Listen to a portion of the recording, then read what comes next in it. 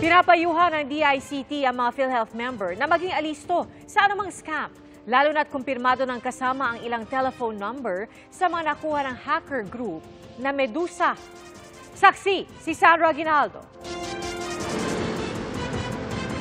Hindi pa tiyak ng PhilHealth na wala ngang impormasyon ng kanilang mga miyembro na kasama sa 600GB files na in-upload sa isang messaging app ng grupong nang-hack sa kanilang sistema.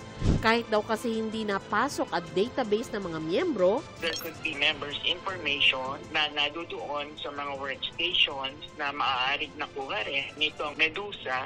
malalaman lang daw yan kung maisa publiko ang Medusa tulad sa mga naunang leak. Nakita namin sa mga leak data, meron. Hindi nga lang lahat ng members data. Pagkumpirma pa ng Department of Information and Communications Technology o DICT, may mga telephone number na hawak ang grupong Medusa na pwede nilang ibenta. It is unclear kung these phone numbers are PhilHealth members, mukhang numbers that are embedded in IDs ng mga PhilHealth employees. It is unclear kung may mga detalye ng mga pasyente na nagkiklaim sa PhilHealth, etc.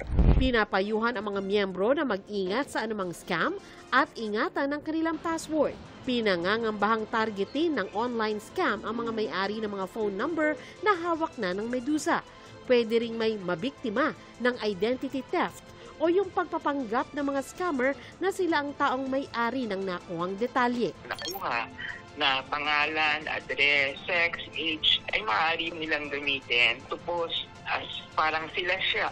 May mga dati nang nagpapanggap na ibang tao para mag-apply ng loan o ng cellphone line para makakuha ng mamahaling smartphone.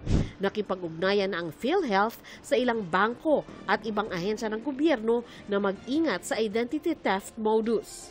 Iniimbestigahan na rin kung may sangkot na taga-PhilHealth sa hacking bagamat wala pa raw palatandaan ito. Para sa GMA Integrated News, Sandra Aguinaldo, ang inyong saksi.